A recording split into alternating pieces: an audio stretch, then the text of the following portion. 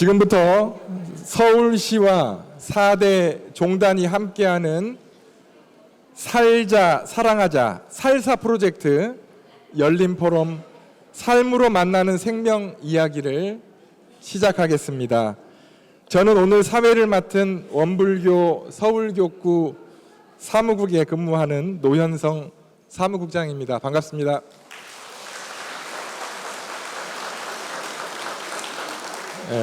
무더위와 장마가 기승을 부리고 있는데요. 이렇게 살사 프로젝트 열린 포럼에 함께해 주신 많은 분들께 먼저 감사의 말씀을 드리겠습니다.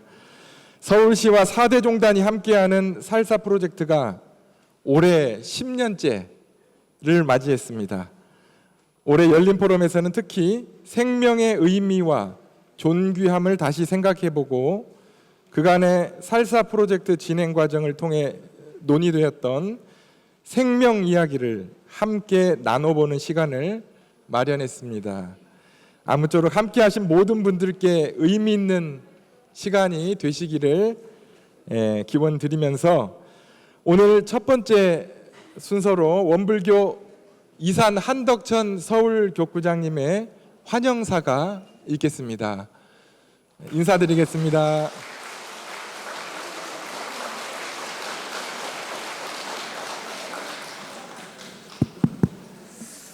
네, 반갑습니다. 그리고 오늘 오신 모든 분들을 환영합니다. 서울시와 함께 4개 종단이 생명 살리기와 존중의 사회를 만들기 위해서 그동안 10년 동안 합력하시고 오늘 열린 포럼을 통해서 생명 존중의 복음을 함께 전할 수 있는 이 시간이 모든 분들에게 큰 은혜가 되기를 빌고 오늘 행사 원만히 이루어질 수 있도록 응원을 함께 합니다. 원불교 서울교구는 원불교를 창교하신 소트산 대종사께서 20여 년의 구도와 그리고 8년 동안 보림 함축하시고 준비하신 뒤에 세상 속으로 세상과 함께 세상에 소통하면서 그 가르침을 깨달음을 실천하기 위해서 첫 출발지로 첫 걸음을 내딛는 것이 서울입니다. 그 서울이 금년에 100년이 되었습니다. 이러한 특별한 의미 있는 해에 저희들이 이런 행사를 함께 할 수 있어서 기쁘게 생각하고 환영을 합니다. 홍보 포스터에 삶으로 만나는 생명 이야기의 카피를 보면서 제가 받들고 살아갔던 법문 한 귀가 생각이 났습니다. 원불교의 3대 주법이셨던 대산종사께서 어느 날 대중에게 이런 질문을 하셨습니다. 우리가 인생을 살아가면서 가장 중하고 큰 일이 무엇이냐? 우리 인생에서 가장 크고 중한 일이 무엇이냐? 이런 질문을 하신 적이 있습니다. 우리가 인생을 살아가면서 가장 크고 중한 일이 무엇일까? 답하시길 이렇게 얘기를 하셨습니다.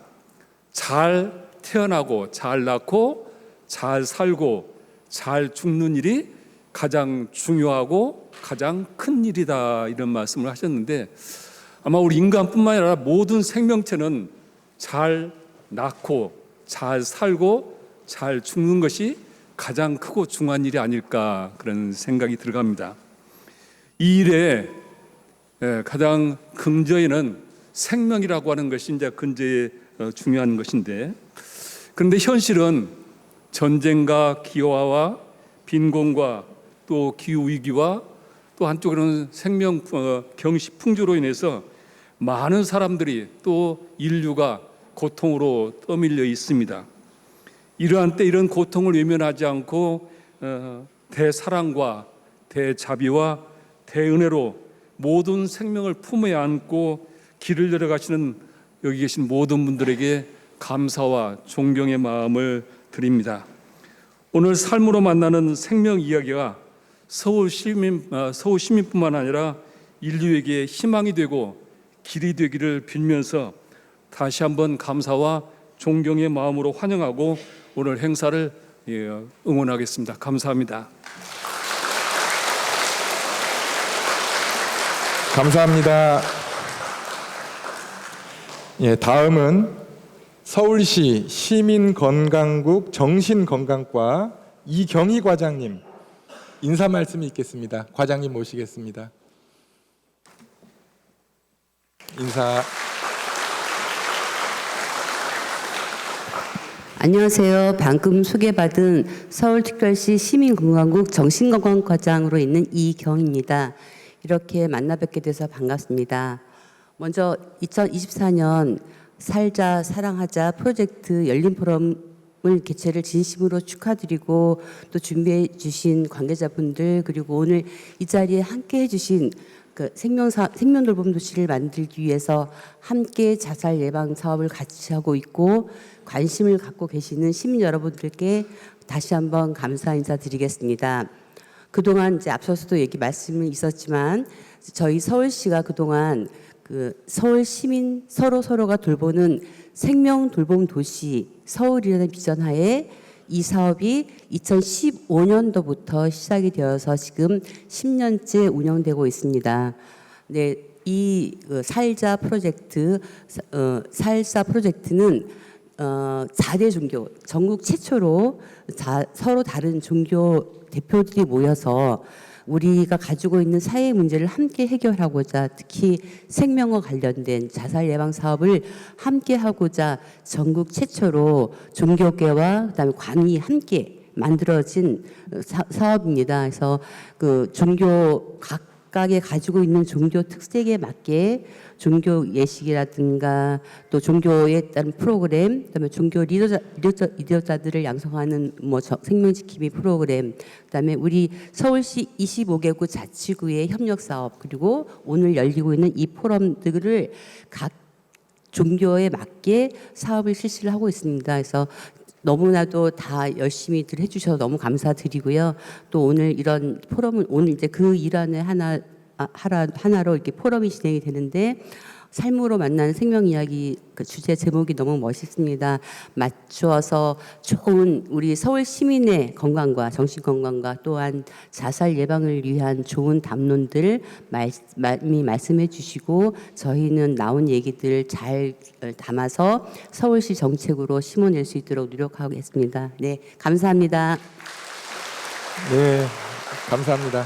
이경희 과장님 인사 말씀 감사합니다. 다음은 서울시 자살예방센터 김현수 센터장님 인사 말씀 모시도록 하겠습니다.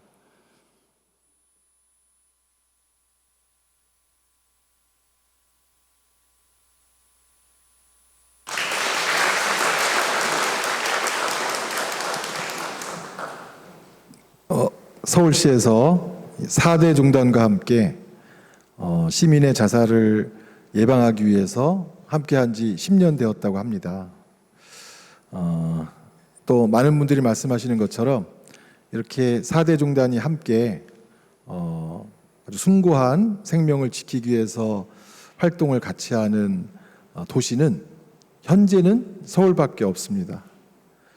다행히 서울의 시장님과 당시에 4대 종단의 중요한 리더분들이 함께 해보자 해서 시작한 지 10년이 되었는데요.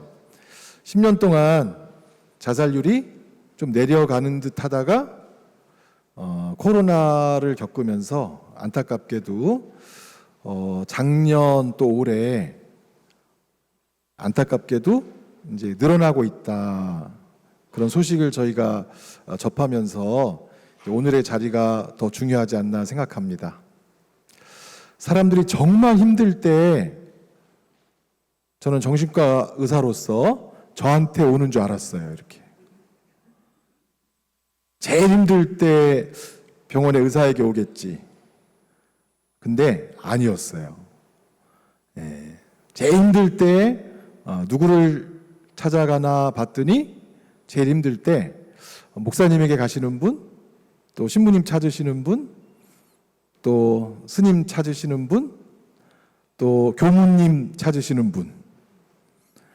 그래서 여기 함께 하신 분들이 어찌 보면 사람을 살릴 기회를 더 많이 갖고 계신 것 같기도 해요. 이렇게 어려운 분들 많이 만나보셨나요? 도움을 요청하시는 분들을 함께 하고 계시죠?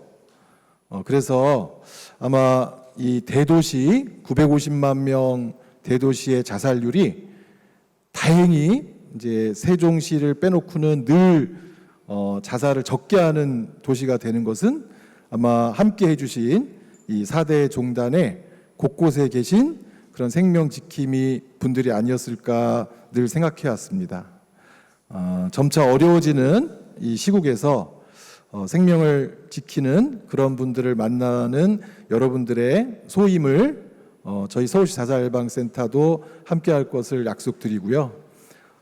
전임 박원순 시장님부터 시작해서 현재 오세훈 시장님 서울시 자살예방 사업을 전적으로 지원해 주셔서 감사의 말씀 전하고요. 오늘 이렇게 멋진 자리에서 우리의 생명을 살리는 문제에 관해서 얘기할 수 있도록 허락해 주신 또 원불교 한덕천 서울교구장님께 감사드리고, 오늘 또 이 자리에 사실 유가족분들도 많이 오셨더라고요. 그래서 그분들도 많이 격려해 주시길 바라고, 또 기독교, 가톨릭, 또 불교에서 와주신 모든 분들께도 감사의 말씀 전하면서 여러 유가족뿐만 아니라 위기에 처한 시민들을 돕기 위하여 서울시 자살예방센터가 함께하겠다, 그런 말씀드리고, 오늘 10주년 저희로서는 살자 사랑하자라는 멋진 구호에 10년째 맞이하는 행사인데, 여기서 정말 생명이 탄생하는 그런 이야기들이 오고 가기를 바라겠습니다. 고맙습니다. 예, 감사합니다. 서울시 자살예방센터 김현수 센터장님의 인사 말씀이었습니다. 이어서 살사 프로젝트를 진행해온 4대 종단 대표분들 인사를 여러분들께 올려드리겠습니다. 대표님들은 호명하면 자리에서 한 분씩 일어나서 인사 나누시기 바랍니다. 먼저 기독교 사단법인 생명문화 라이프워프 대표로 계시는 조성돈 목사님 오셨습니다.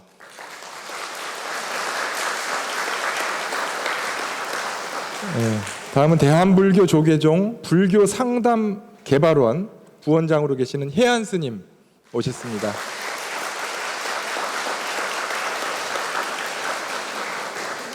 다음은 원불교 둥근마음 상담연구센터 정경숙 센터장님 오셨습니다. 마지막으로 천주교 한마음 한몸 자살예방센터 유명옥 수녀님 오셨습니다. 감사합니다. 10년 동안 이게 주관을 해오셨던 종단의 대표분들 소개를 마치고 내빈 분들을 소개하는 순서인데 참 어려운 순서입니다. 오늘 오신 분들이 다 내빈이신데 한 5분만 저한테 진행팀에서 적어주셨어요. 적어주신 대로 소개해 올리겠습니다.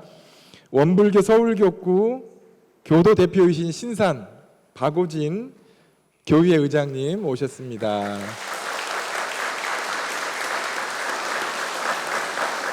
다음은 심지회 배점태 회장님 오셨습니다. 모르시는 분들이 계실지 몰라 제가 찾아봤는데 한국조현병 회복협회 심지회 명칭이 맞으시죠? 예. 다음 창덕요고 김성애 총동창 회장님 오셨습니다.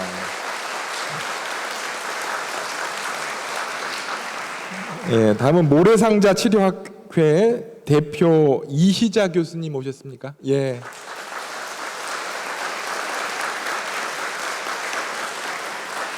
그리고 교무님을 대표해서 잠실교당 은타원 정도연 주임 교무님 오셨습니다. 인사 나누시겠습니다.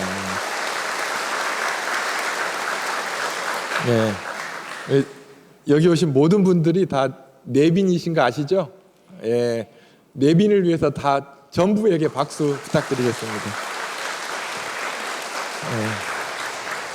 이거는 박수는 안 치셔도 되는데 원불교 상담학회에서 축하 화분을 보내셨다고 합니다. 다음 순서는 출연진 사진 촬영이 있습니다. 요거는 꼭 남겨야 되는 사진이라서 우리 스태프분들 안내 좀 해주시죠.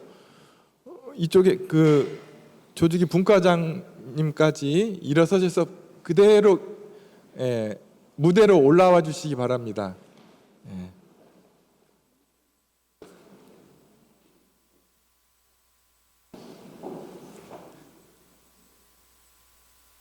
예, 조금 앞쪽으로 예, 나와 주시고요. 예.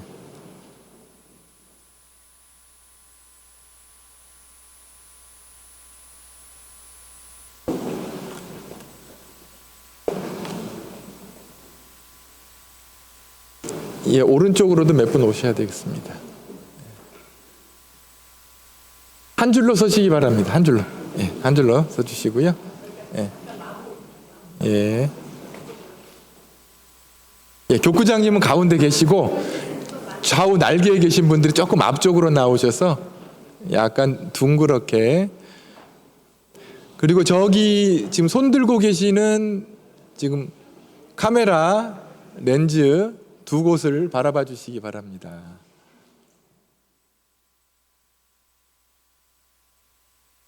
자, 준비되면 제가 하나 둘 셋 할까요? 자, 미소를 좀 띄워 주시고요. 하나 둘 셋. 한 번 더. 하나. 손을, 예, 요구가 들어왔습니다. 서로 손을 좀 잡고, 다 이게 생명을 위하는 일 아니겠습니까? 손을 잡고. 하나 둘 셋. 네, 박수 부탁드립니다. 예, 그대로 앉으셨던 자리로 착석해 주시면 감사하겠습니다.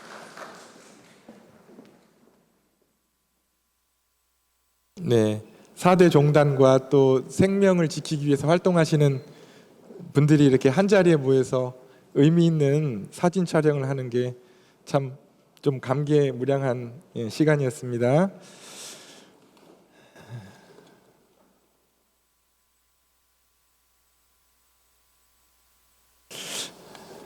예, 이제 소개 시간이 있어서 바로 멘트를 하겠습니다.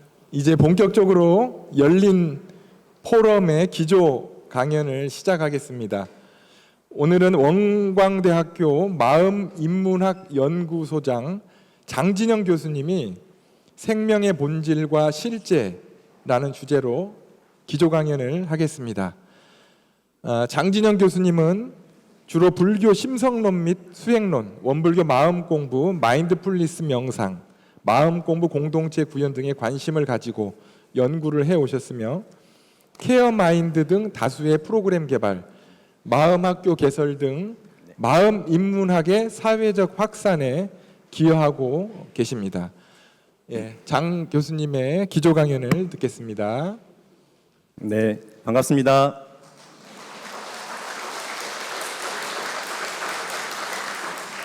네, 생명의 본질과 실제라는 주제로 발표를 맡게 되었습니다. 주제가 너무 어렵고요. 네, 그리고 이 자리도 너무 어렵습니다. 네, 이렇게 좋은 자리에서 또 뜻깊은 일을 하시는 우리 많은 분들과 함께 생명에 대해서 함께 얘기할 수 있는 시간이 되어서 개인적으로 굉장히 기쁘고 감사하고 또 소중한 시간이라고 생각합니다. 여기 계신 분들은 이제 오랫동안 생명의 소중함을 지키기 위해서 생명 존중의 길을 앞장서서 걸어오신 분들이라고 생각합니다. 또 함께 하신 분들께서도 또 저의 또 다른 생명이고 또 저와 또 함께 연결되어 있는 뗄래야 뗄 수 없는 소중한 관계로서 맺어진 분들이라고 생각합니다. 항상 사랑과 존경, 감사의 마음을 담아서 생명에 대한 몇 가지 생각들을 나누고자 합니다. 네. 얼마 전에 제가 미국 뉴욕주에 있는 명상센터입니다. 아시는 분도 있겠지만 원 달마 센터라고요. 거기에 다녀온 적이 있습니다. 그 중에서 가장 기억에 남았던 거가 밤하늘에 그 무수히 많은 별들이었습니다. 네, 참으로 아름다운 광경이었습니다. 그리고 이제 그 센터 입구에 들어간 길목에 보면 높다란 그 숲길이 있거든요. 근데 그 숲길에 그 별들만큼 많은 반딧불이가 또한 반짝반짝 빛나고 있는 것을 보았습니다. 이 글을 준비하면서 그 순간이 먼저 떠올랐습니다. 그래서 그 장면을 좀 보여주고 싶어가지고 제가 원달마 센터에 있는 저희 선배 교무님께 반딧불 영상을 좀 보내달라고 요청을 했었습니다.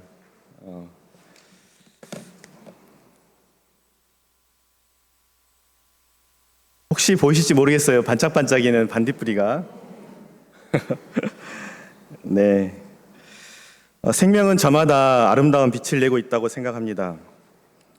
생명은 그렇게 스스로 빛나는 존재이면서 매 순간 세상에 아름다운 빛을 전하고 있는 존재가 아닐까 다시 한번 생각을 해보게 되었습니다. 유명한 진화 생물학자인 최재천 교수도 그의 저서에서 생명이 있는 것은 다 아름답다라고 했습니다. 이 순간에도 밤하늘의 별처럼 또 깊은 숲속의 반딧불이처럼 빛나는 모든 생명들이 서로를 더욱 존중하고 더욱 사랑하며 살아가기를 기원합니다. 우리는 어디서 와서 어디로 가는가? 라는 질문을 먼저 던지게 되었습니다. 생명은 과연 무엇일까? 생명은 우리 모두가 반드시 풀어야 할 궁극적인 숙제이자 또 우리 모두가 어쩌보면은 살아가는 동안 평생 간직해야 할 우리 모두의 화두가 아닐까 하는 생각을 해봅니다. 생명의 기원을 말할 때 요즘 우주의 기원에 대해서 함께 생각하고 있습니다. 우주는 약 137억 년 전에 빅뱅이라고 불리는 한 사건으로부터 시작되었다고 요즘 과학자들께서 많은 연구를 통해서 밝히고 있습니다. 이는 우주가 얼마나 빨리 팽창하는지를 보여주는 허블 상수를 통해 측정한 결과라고 합니다. 그리고 지구의 나이도 약 46억 년 정도로 측정하고 있는데요. 이는 운석에 대한 방사선 연대 측정법에 의해서 알려지고 있습니다. 이후에 태양계가 안정을 얻고 산소를 점차 축적하면서 생명 출현을 위한 최적의 환경이 지구에 조성된 것은 약 10억 년이 지난 후라고 합니다. 그렇게 따져보면 생명 탄생은 늦어도 약 35억 년 전쯤이 아닐까 하고 생각됩니다. 네, 물론 이런 사실을 135억 년 가까이 살아오는 동안에는 누구도 관심을 갖지 않았고 누구도 얘기하지 않았습니다. 이 모든 사실은 최근 200~300년 사이에 과학기술의 발달로 인해서 저희들이 조금씩 알게 된 사실들입니다. 또한 한편 형체를 가진 생명체를 말할 때는 기본 단위로 세포를 얘기합니다. 단세포는 그렇지 않다고 하는데요. 다세포부터는 생존을 위해서 번식과 함께 죽음을 선택했다고 합니다. 왜 그랬을까 생각해 봤는데 너무나 간단한 이유더라고요. 만약 형체를 가진 생명체가 아무리 작은 생명체를 할지라도 죽음을 선택하지 않는다면 얼마 지나서는 지구가 포화 상태가 되고 말 겁니다. 그런 점에서 전체 생명의 입장에서 볼 때는 인위적인 죽음이나 어떤 큰 사고나 이런 것들이 아니라고 한다면 어쩌면 자연스러운 선택이 아닐까라는 생각도 해봅니다.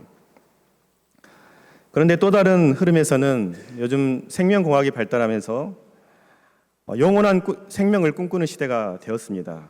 사피엔스의 저자 유발 하라리는 길가메시 프로젝트라는 말을 사용하고 있는데요. 길가메시는 죽음을 극복하려 했던 메소포타미아의 영웅을 말한다고 합니다. 즉 인류는 몇 세기 안에 사라지게 될 것이다. 그리고 그 자리를 영원히 죽지 않는 사이보그, 이른바 신인류가 그 뒤를 이을 수도 있겠다라는 얘기를 했습니다. 생명은 참으로 신비하고 오묘한 것입니다. 오늘날 생명에 관해서 많은 과학적 사실들이 밝혀지고 있습니다. 하지만 조금만 들여다보면 우리는 여전히 모르는 것들이 너무 많습니다. 빅뱅 이전에 그러면 우주는 어떤 모습이었을지, 또 우주가 팽창하고 있다고 하는데 그 팽창의 끝은 어떤 모습일지, 또 생명이 세포로부터 출발하였다고 하는데 어떤 과정을 통해서 어떻게 그 생명이 기원했는지 여전히 우리들은 모르는 것 투성입니다. 현대 물리학의 발달을 통해서 요즘은 우주의 존재 밖에, 우리의 존재 밖에 절대 시간과 절대 공간이 있다고 하는 것도 우리의 오래된 환상이라는 것을 물리학자들이 밝히고 있습니다.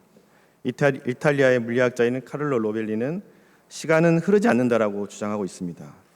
특히 양자역학에서는 우리가 경험하고 있는 모든 물리적 사실은 우리 의식 밖에 있는 것이 아니라 우리의 의식이 끊임없이 새롭게 재구성하고 있다라고 얘기합니다.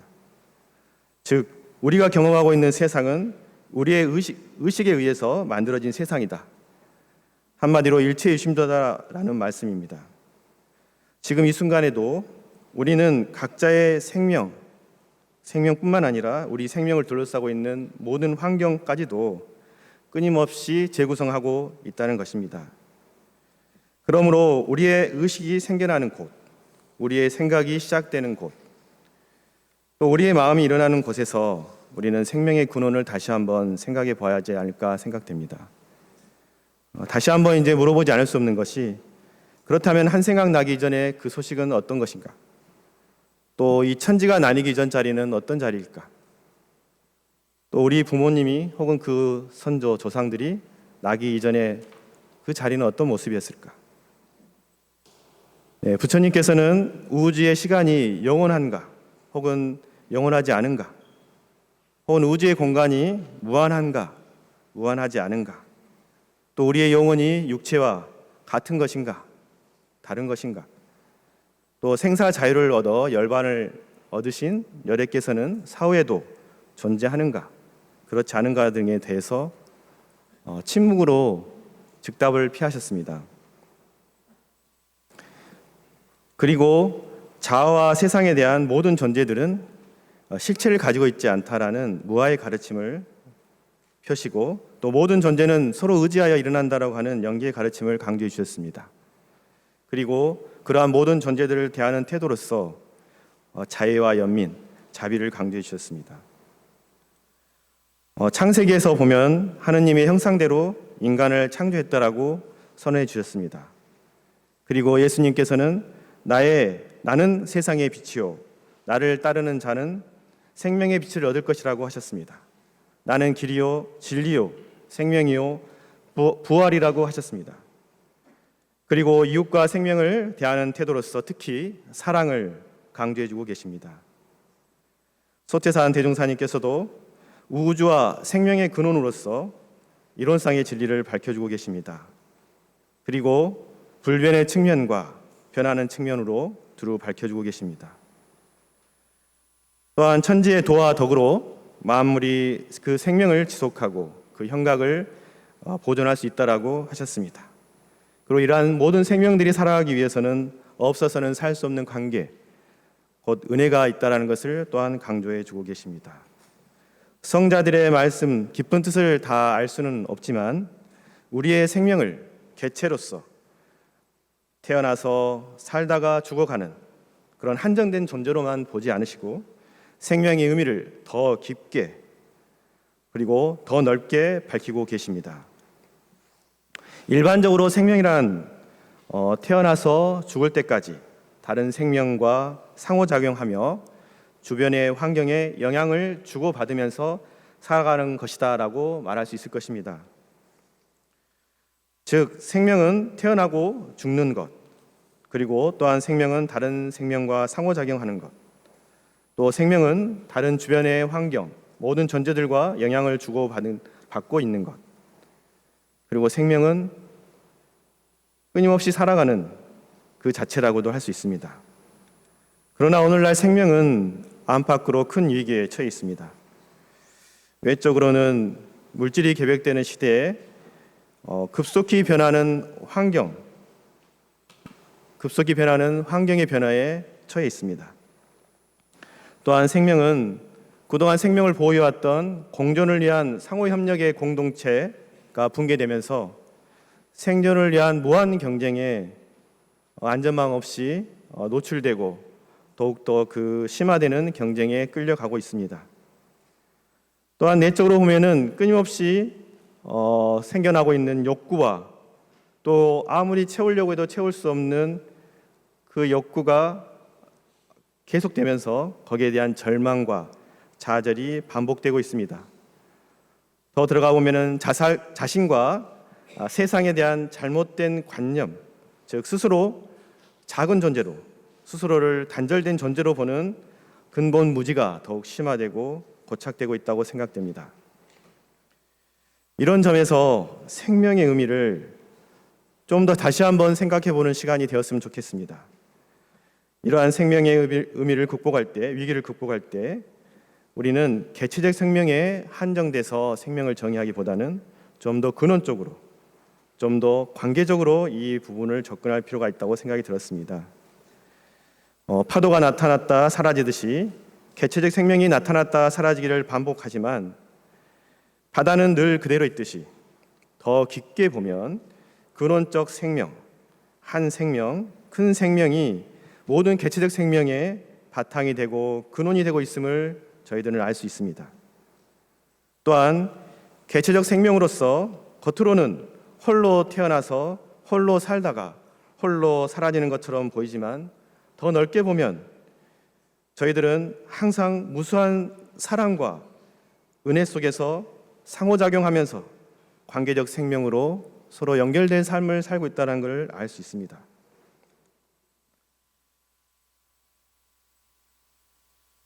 현대 과학에서는 생명을 이제는 단독으로 보지 않고 몸과 마음 그리고 환경의 통합적 관계로 이해하려고 합니다. 우리가 생각하는 현실은 의식을 수반하는 과정이다. 혹은 생명과 인간은 우주 안에 이미 잉태되어 있었다. 우주의 대칭이 깨어짐으로써 생명이 출현하게 되었다. 우주 없이 생명을 설명할 수 없습니다. 하지만 역으로 관찰자이자 구성자인 생명 없이 우주를 또한 알 수도 없는 것입니다. 또한 저명한 뇌과학자인 리사 펠트먼 베럿은 감정은 어떻게 만들어지는가 혹은 이토록 뜻밖의 뇌과학이라는 책을 통해서 우리의 뇌는 네트워크다. 그리고 각자의 기분과 정동에 따라서 스스로의 신체 해산을 예측하고 관리하고 세상의 변화에 적응해 가고 있다고 말하고 있습니다. 그 정해진 세상에 맞춰가는 것, 어찌 보면은 자기 항상성을 유지하려고 하는 호메오스타시스보다도 그 변화에 적응해 가려는 예측, 조절, 균형 등 동적인 안정성을 추구하는 알로스타시스를 추구하고 있는 것일지도 모릅니다. 그 과정에서 우리의 뇌는 각자가 살아가고 있는 사회적 현실을 끊임없이 구성하고 있습니다. 그리고 홀로 있는 것이 아니라 서로 연결되어 있기 때문에 함께 공감하면서 새로운 현실들을 구성하고 있습니다. 지금 우리가 생명 존중의 세상, 사회를 구성하기 위해서 함께하고 있는 것도 또한 우리가 새로운 현실을 함께 그리고 만들어가고 있는 과정이라고 생각할 수 있을 것입니다. 지금 이 순간 우리는 보고 듣고 경험하고 또 이 세상을 뇌와 몸과 환경의 상호작용을 통해서 새롭게 만들어가고 있습니다. 그러므로 우리 각자가 만든 세상 혹은 우리 각자가 받아들인 생각의 틀 속에 우리가 살아가고 있는 것일지도 모르겠습니다.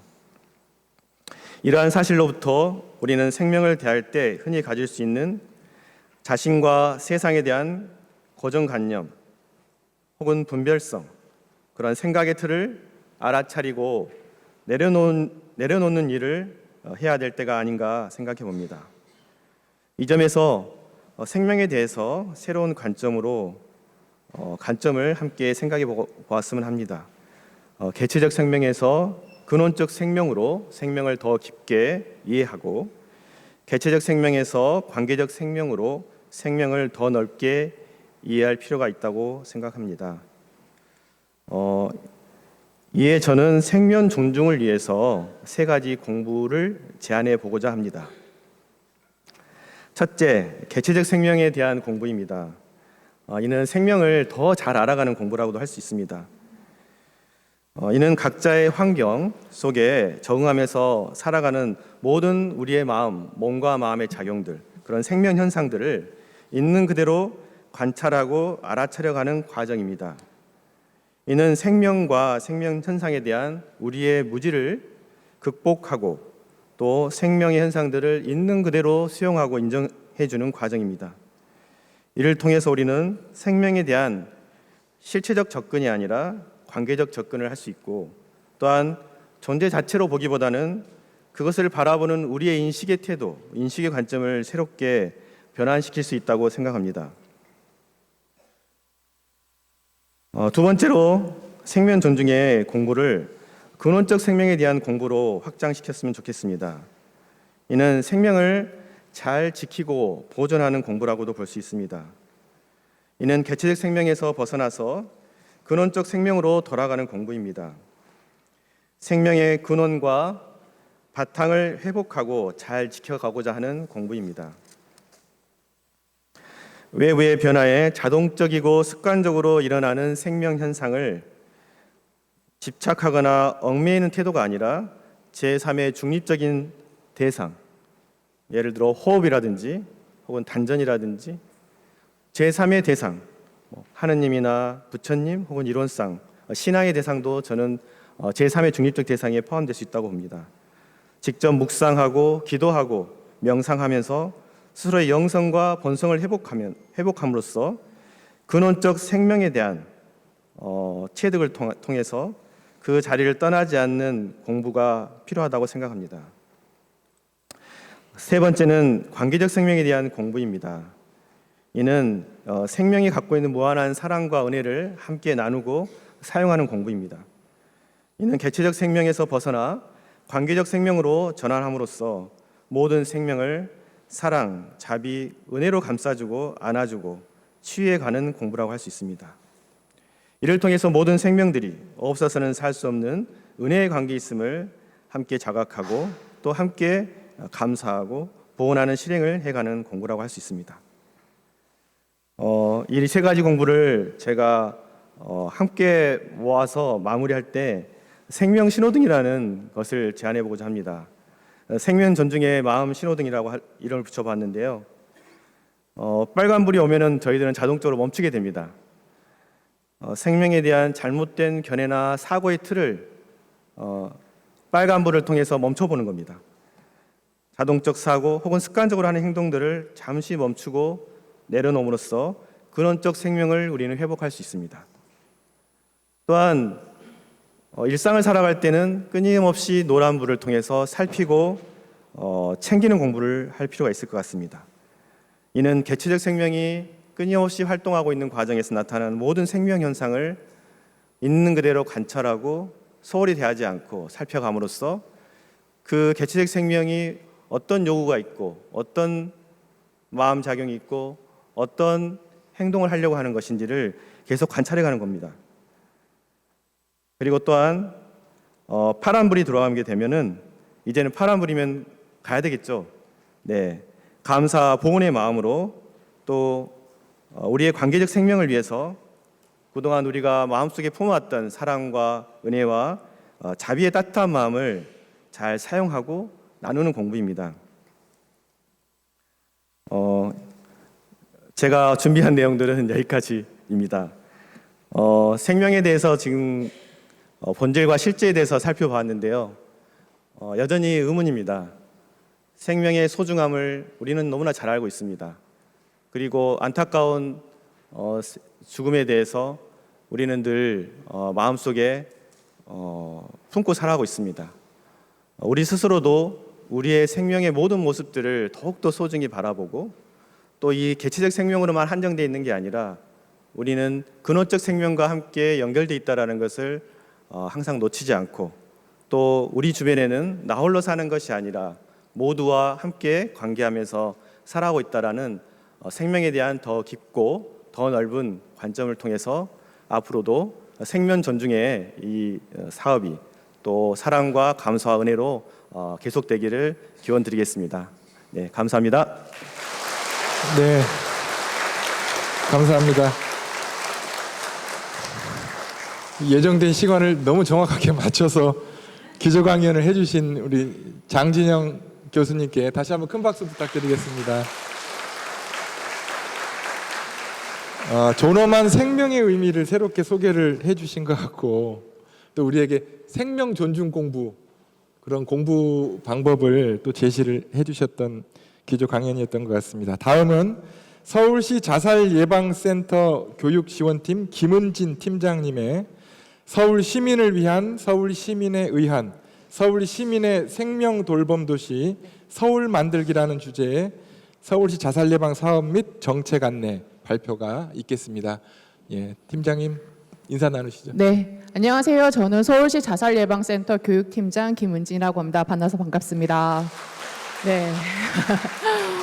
오늘 제가 원래 교육을 되게 농담도 섞어서 하면서 재밌게 잘합니다. 근데 저에게 주어진 시간이 10분밖에 없어요. 그래서 드리고 싶은 말씀은 많은데 빨리 끝내야 돼서 농담 없이 담백하게 쭉 가도록 하겠습니다. 우선은 네. 저희가 서울시에서 서울시와 서울시 자살예방센터와 4대 종단이 함께 여러 자살 예방 사업을 진행을 하고 있는데요. 그런 것들을 소개하기에 앞서서 저희 서울과 국내의 자살에 관한 현황을 좀 아셔야지만 이런 사업들을 왜 하는지를 알 수 있을 것 같아서 현황을 좀 가지고 왔습니다. 우리나라에서 OECD에서 항상 1위 하는 것은 여러분들도 다 알다시피 자살 사망자 수이죠. 자살 사망자 수는 항상 1위를 하고 있는데요. 저희가 이제 평균 대비해서 서울시는 서울시가 전국이죠. 전국은 3배 정도 높은 수치를 가지고 있습니다. 그리고 특히 자해와 자살, 자기 파괴적 행위라고 하는 자해를 시도하는 수도 36,000명으로 그 수치도 계속해서 늘어나고 있는데요. 불행 중 다행인지는 모르겠지만 어찌되었든지 서울시는 그래도 다른 시도 지자체에 비해서 상당히 낮은 자살률을 보이고 있고요. 그것은 다 여기 계시는 여러분들과 저희 서울시와 서울시 자살예방센터 덕분이라고 저는 생각하고 있습니다.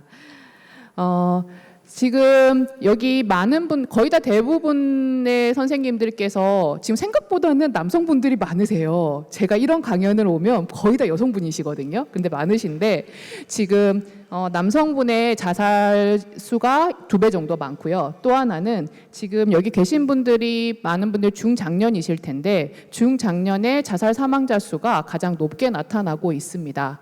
그래서 저희는 이것을 기준으로 하여서 서울시의 목표는 자살 사망자 수를 감소시키고 그다음 고위험군을 빨리 발견을 해서 발견된 고위험군에게 즉각적인 서비스를 제공하는 것을 자살 예방 사업의 목표로 두고 있습니다. 제 말이 혹시 너무 빠른가요?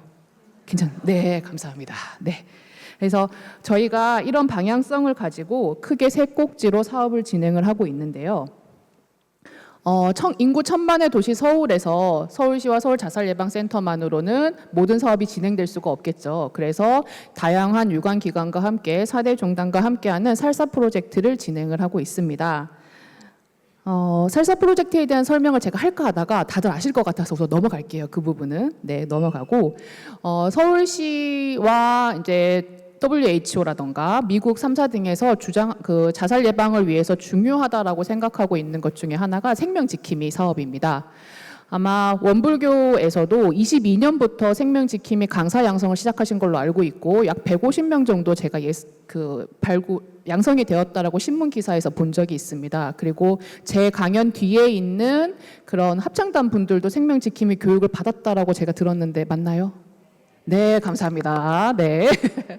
네. 그래서 그런 생명지킴이 분들을 서울시 인구, 그러니까 전국 인구 10%를 양성하는 게 저희의 목표이고요. 이런 분들이 만들어진 목표인데 생명지킴이라는 것이 왜 중요하냐면 우리나라 사람들이 힘든 일이 있었을 때 보통 전문기관을 찾아가기보다는 내 옆에 있는 짝꿍 아니면 동네 친구에게 말을 하게 되죠. 그러면 그 말을 하는 그 분들과 아니면 그 말을 들으신 분들이 이 사람이 이만큼 힘들구나 했었을 때 정보를 최대한 전달을 하고 그 정보를 통해서 우울과 자살을 예방할 수 있도록 하기 위해서는 전문가 집단의 상담이 중요한 게 아니라 정말 시민의 풀뿌리와 같은 시민의 그런 자살 예방이 중요하다고 생각해서 저희가 생명지킴이 사업을 계속 진행하고 있고 지금 이 수치는 제가 6월 수치이고요. 올해 지금 7월 말에는 지금 32만 명 정도 서울시는 양성이 되어 있습니다.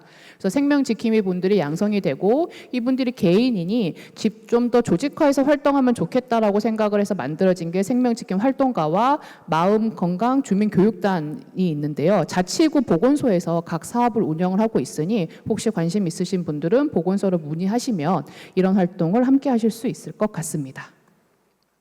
그리고 제가 아까 저희 22년 기준으로 어느 연령대가 가장 자살률이 높다고 말씀드렸죠?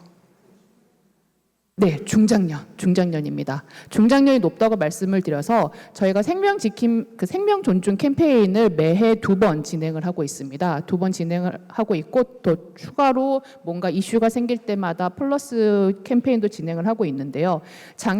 올해 3월부터 5월까지 진행한 봄 캠페인의 경우는 중장년의 자살 예방을 주제로 진행이 되었습니다. 그래서 혹시 그 유퀴즈에 나오셨던 미국 예일대학교 정신과 교수님이신 나종호 교수님, 그 다음에 전 청와대 그 연설문 쓰시는 그 강원국 작가님, 그리고 제가 생각했었을 때는 이분이 정신과 의사의 1호 인플루언서 같은데요. 김병우 정신과 선생님, 의료 선생님께서 나오셔서 3, 4, 5월에 저희가 토크쇼를 함께 하면서 캠페인을 진행을 하였고요. 혹시 관심이 있으시고 그 영상을 보고 싶으신 분들은 저희 아마 책자에도 유튜브 QR이 들어가 있을 거예요. 거기에 QR을 하시면 주제별로 영상이 올라와 있으니 그것을 한번 보시면 좋을 것 같습니다. 그리고 또 하나는 이건 저의 사심이죠. 저희 센터장님이 저희 서울시에서 최고의 자살 예방 전문가라고 생각하는데요. 저희 센터장님도 강연도 올라와 있으니 그것도 함께 봐주세요. 네, 그렇게 해서 올라가 있고요. 그다음에 제가 숨이 막 찹니다. 네. 근데 우선은 그 중장년 분들이 가장 많은 자살 수를 보이고 있기는 하지만 100세 시대에 어렸을 때부터 사망에 이르기까지 그 각 연령대별로 다양한 서비스가 제공이 되어야 되는 건 사실이죠. 그래서 지금 초등학교, 중학교, 고등학교 학생들을 대상으로 해서는 교육청과 연대하여서 생명지킴이 교육, 자살 예방 교육을 실시하고 있고요. 또 하나는 청년을 대상으로 해서는 청년분들이 아마 그 당사자 저희가 네트워크 사업이라던가 고립 예방 사업을 하고 있습니다. 그래서 청년 서포터즈를 모집을 해서 원불교 측에서도 혹시 청년 교우분들 중에서 이렇게 지원하셨던 분이 있으실지는 잘 모르겠으나 저희가 3년 차 진행을 하고 있고 올해도 한 2배 한 2대1 정도 경쟁률을 갖고 이제 뽑았어요. 서포터즈 분들을. 그래서 3년째 진행을 하고 있어서 앞으로 활동 많이 관심을 가져주셨으면 좋겠고요. 또 하나는 중장년 분들이 많으신데 50플러스 센터는 다 알고 계시죠? 서울시에서 운영하는 50플러스 센터가 있는데 그 50플러스 센터에서 중장년 관계학교를 운영을 했습니다. 이게 하반기에는 좀 더 퍼져 나갈 것 같기는 한데요. 아마 남편분께서 이제 여성분들께서 남편분께서 집에서 나 이런 게 힘들어라고 자연스럽게 아주 자연스럽게 말하는 것을 들어보신 적 있으신가요? 없으시죠? 저희 아버지도 안 하시더라고요. 저희 아버지 분명히 힘드신 것 같은데 안 하세요. 그런데 그런 것들을 말을 하고 표현을 할 수 있어야지만 이제 그 정신 건강이 좋아지거든요. 우울이 해소가 되고. 그런데 그런 것들을 훈련하는 연습할 수 있는 관계학교를 저희가 만들고 있고 또 하나는 지금 계신 분들은 노년분들은 안 계신 것 같아요. 다들 꽃같이 아름다우셔서. 네, 그래서 안 계시는 것 같은데 65세 이상의 노년분들께서 많이 호소하시는 문제는 외로움이시더라고요. 내가 집에 하루 종일 있으면서 입 한 번 안 뗐다라고 말씀하시는 분들도 꽤 많으세요. 그래서 그런 분들의 고립 예방을 위해서도 저희가 아까 말씀드린 생명지킴이 마주단 생명지킴이 활동가를 통한 서비스를 계속해서 제공하고 있습니다. 어머, 시간이 네. 그리고 혹시 그 속상한 일 있으실 때 정신과 안 가시죠? 지금 제가 기억하기로 요즘에는 저도 드라마를 잘 안 봐서 모르겠는데 제가 봤던 주말 드라마나 아침 드라마에서 많이 한 번씩은 꼭 나왔던 게 어머님들께서 머리에 흰띠 두르시고 누우시는 거예요. 네. 항상 나왔어요. 그 장면은 제 기억에는. 그래서 그게 왜냐하면 심리적 스트레스가 있었을 때 그런 것들을 머리 두통이라던가 소화가 안 되는 것으로 나타나게 되고 그랬을 경우에는 정신과를 가지 않고 동네 내과를 가시거든요. 그럼 내과를 가시면 의사가 진단을 해봤는데 이상이 없어요. 그러면 의사분들께서 우울증 검사 한번 해봅시다라고 하실 때가 있어요. 저희와 협업이 된 그 병원들에서. 그럴 경우에는 검사를 한번 받아보세요. 공짜거든요. 받아보시고 만약에 우울증 검사 결과가 괜찮아요. 그럼 다행이다. 소화제만 받아서 가시면 되고요. 만약에 내가 검사 결과가 안 좋다. 라고 하실 경우에는 일찍 발견돼서 다행이구나 싶으시면 그걸 가지고 1분 남았답니다. 그래서 이제 보건소로 가셔서 그때도 무료 상담을 받아보시면 됩니다. 그래서 병원에서 권하실 때 꼭 거절하지 마시고 한 번쯤 받아보시는 것을 추천드립니다. 그리고 저희 이제 서울시 자발살예방센터에서 운영하는 자작나무에서도 유족분들이 많이 오셨고 지금 종단에서도 유족분들이 많이 오셨는데요.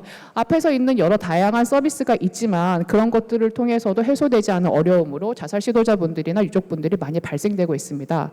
그분들을 위해서는 저희가 긴급 서비스 사업이라던가 저희 이제 자작남보를 하고 있는데요. 긴급 서비스는 자살 사망하고 1년 이내에서 신청하셔야 되는 겁니다. 자살 사망은 갑작스러운 거죠. 갑작스러운 자살 사망이 발생했었을 때는 가족들도 멘붕이에요. 정말로. 어떻게 해야 될지를 모르거든요.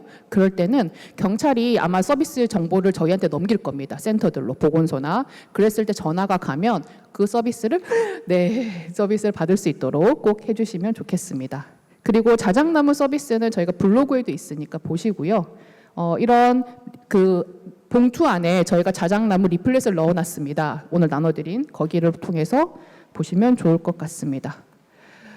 그래서 저희 센터에 대해서 너무 제가 빨리 해서 다다다다 말씀드리느라 잘 들으셨는지 모르겠는데 자세한 내용은 여기 있는 저희 QR을 통해서 볼 수 있으시니 꼭 보시고 혹시 잘 못하시는 중장년 분들께서는 자녀분들한테 부탁하셔서 QR 찍어보시고 정보를 꼭 얻어가셨으면 좋겠습니다. 잘 들어주셔서 감사합니다. 네, 우리 서울시 자살예방센터 김은진 팀장님 머리에 쏙쏙 들어오게 발표를 잘 해주셨죠? 네, 다음은 오늘 뒤에 주인공들이 준비되셨나 모르겠네. 오늘 포럼의 분위기를 돋궈줄 프로그램을 하나 진행하겠습니다. 바로 생명사랑 시니어 합창단 생명사랑 선서입니다. 네, 준비되셨으면 입장해 주세요. 생명사랑 지킴이 시니어 합창단은 기독교, 불교, 원불교, 천주교인들이 모여 2023년도부터 생명 존중 교육과 실습을 통해 생명사랑 지킴이 활동을 해왔습니다. 이제 여기에 참여하신 4대 종단 생명 존중 활동가들의 마음을 하나로 묶어서 우리가 생명 존중의 주역이 되겠다는 우리들의 다짐을 같이 외쳐보겠습니다. 요거는 이따 같이 하는 좀 퍼포먼스가 될 수도 있는데 선서 대표분들을 소개를 하겠습니다. 그동안 지역사회에서 생명 존중 활동을 해온 생명사랑 지킴이 시니어 합창단 대표로 합창단장 조경희님, 앞으로 나와주세요. 부단장 박영란님, 소프라노 조병남님, 메조소프라노 석영애님, 알토 신상용님, 이렇게 5분이 해주시겠습니다. 우리 이제 청중 분들은 나오신 분들이 이제 선서를 하시면 저와 함께 이 선서문 맨 뒤에 있는 후렴구 화면에 띄워졌네요. 저 파란색 후렴구를 같이 힘차게 이렇게 손을 뻗으시면서 복창을 하실 텐데요. 아마 이따가 다시 하는 거 없기 때문에 실제로 선서하기 전에 한 줄만 좀 연습을 한번 해보시면 어떨까 싶습니다. 혹시 준비를 해주실 수 있나요? 맨 앞줄 한 줄만 같이 한번 해보겠습니다.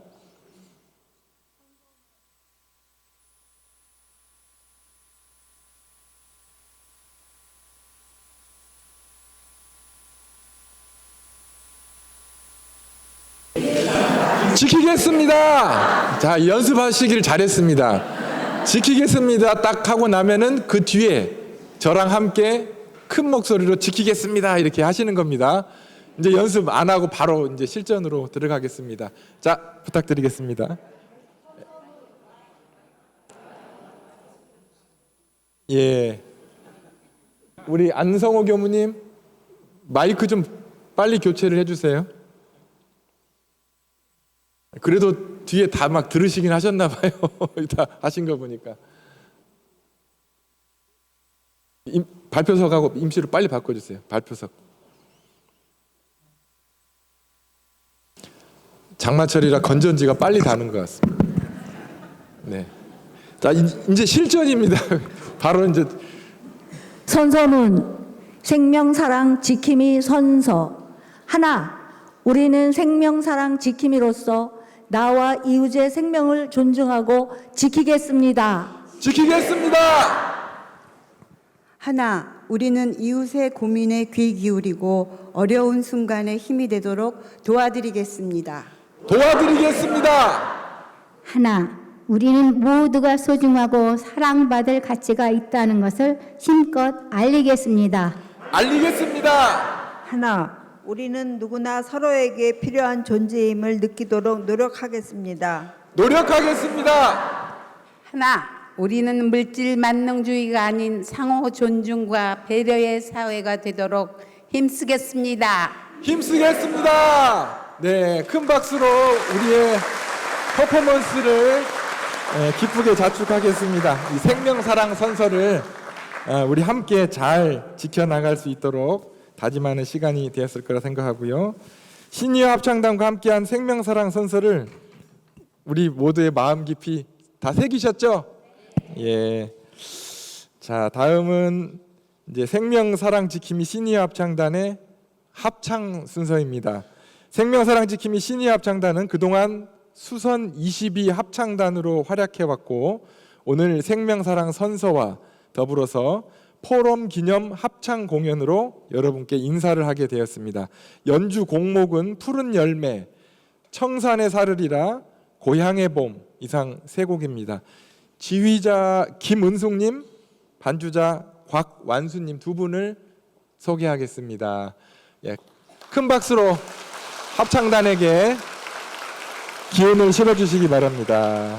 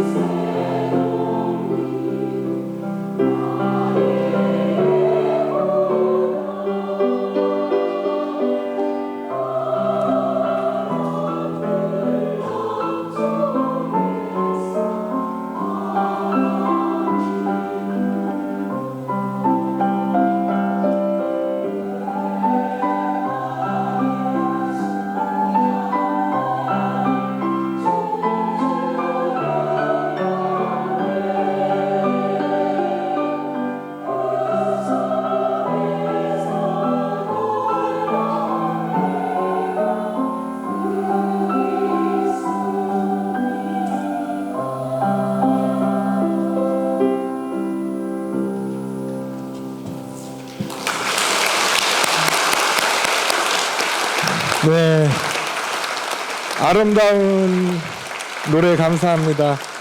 생명의 힘이 확연히 느껴지는 시간이었습니다. 예.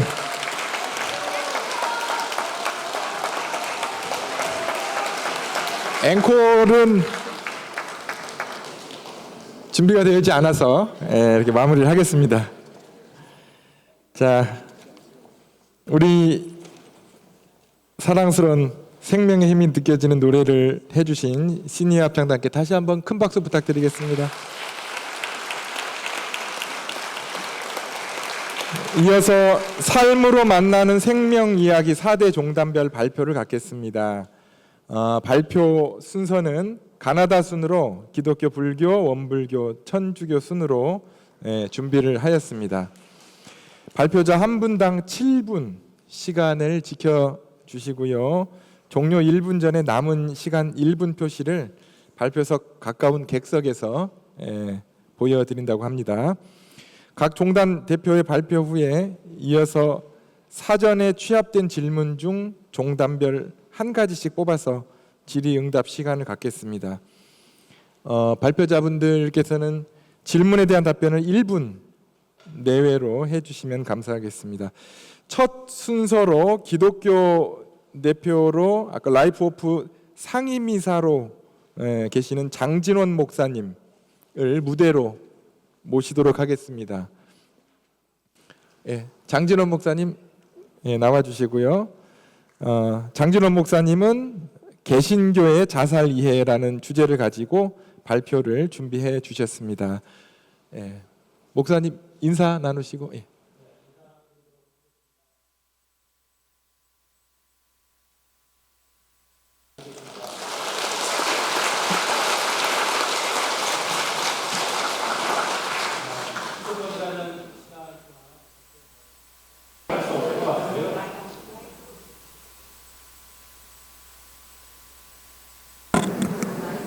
마이크? 예. 벌써 1분이 지나갔습니다. 준비는 많이 했지만 사실 오늘 이렇게 모여 있는 것 자체가 강의보다 더 소중한 것 같습니다. 죄송하지만 그럼에도 우리 옆에 분에게 대단하십니다. 이렇게 한번 인사해 주셨으면 좋겠습니다. 대단하십니다. 사실 목사가 목사 앞에서 설교하는 게 제일 어려운데 저는 더 어려운 일을 지금 하고 있습니다. 사실 이 개신교라고 하는 것을 저희가 기독교라고 말하지만 지금 현대 사회의 이 자살에 대한 이해에 아무래도 서양에서 들어온 많은 학문들이 있다 보니까 그런 부분이 좀 영향이 있었던 것 같습니다. 오늘의 강의는 아니고요. 짧게 저희가 개신교를 대표하는 건 아니지만 그래도 가장 오래 이 크리스찬들과 자살 예방 사역을 하면서 저희가 가졌던 좀 궁금증에 대해서 또 어떤 믿음에 대해서 잠시 나누도록 하겠습니다. 사실 우리는 다 살면서 죽음을 향해 가지요. 그런데 거기에 있는 다양한 모습들이 있다는 것입니다. 많은 분들이 이렇게 얘기하죠. 도대체 자살을 왜 할까요? 자살하면 어떻게 될까요? 자살은 선택입니까? 자유입니까? 또 자살은 도대체 막을 수 있는 것입니까? 어떻게 하면 자살을 막을 수 있을까요? 이런 이야기를 많이 할 것입니다. 사실 여러분은 여기에 어떤 해답을 갖고 계십니까? 정답이 있을까요? 그런데 대부분은 정답을 알 수 없습니다. 특히 인간의 생각으로는 한계에 부딪힙니다. 어찌 보면 이 종교라고 하는 것이 우리가 해답을 얻을 수 없는 것에 대해서 해답을 주는 것이라고 저는 생각을 합니다. 그래서 사실 우리는 이런 생각들이 변해서 지금은 자살에 대해서 아주 다양한 이야기들이 있죠. 저는 자살의 문제는 영원한 딜레마라고 생각을 합니다. 역사적으로나 종교적으로나 상황적으로나. 그럼에도 지금은 이 더 이상 자살을 어떤 범죄의 개념으로 삼지는 않습니다. 지금도 이 자살을 하면 모든 공소시효가 지워지지요. 그런데 사실 여러분 동반 자살이라는 말은 지금은 없습니다. 그것은 한순간에 우리가 목숨을 끊을 수 없기 때문이에요. 사실 이거는 범죄적인 요인이 될 수 있습니다. 지금 이 자살은 더 이상 개인의 문제가 아닙니다. 우리 한 영혼이 어려워지면 주위의 많은 사람, 또 이 사회 전 세계가 슬프게 될 것입니다. 그래서 지금은 개인의 문제가 아니라 사회적인 타살이다, 이렇게 이야기를 하고 있습니다. 자살은 더 이상 개인의 문제가 아니라 이 사회의 책임이고, 또 이 사회 안에 있는 우리 한국 사회에 있는 또 종교들에게도 책임이 있다고 믿습니다. 그렇기 때문에 자살은 더 이상 남의 문제가 아닙니다. 그런 의미에서 우리는 지금도 이 7분이지만 이 7분이라는 이 시간 속에는 많은 사람들이 지금 죽고 살고를 충분히 생각할 수 있는 시간이, 그런 의미에서 우리는 한 생명만 살리면 저는 된다고 생각합니다. 우리 기독교가, 여기에 있는 천주교, 또 원불교, 조계종이 1년에 한 자기의 지역에 있는 한 명만 살려도 우리나라의 자살은 예방할 수 있다고 믿습니다. 사실 우리 개신교회는 이 자살에 대해서 많은 논란이 있었습니다. 물론 이 18세기 고대 그리스도에는 이 종교적으로 굉장히 정죄도 했지요. 하지만 18세기 이르러서 사실 자살이라는 말은 이 근대 혁명에 이르러서 생겼던 하나의 용어라고 할 수 있고요. 19세기에 이르러서는 이 자살이라고 하는 것이 정신의학적인 우울감이나 정신질환의 영역으로 사실 넘어갔습니다. 그럼에도 각 종교들은 자신이 갖고 있는 교리와 지금 이 시대에 있는 자살의 문제에 대해서 많은 논란들이 있었죠.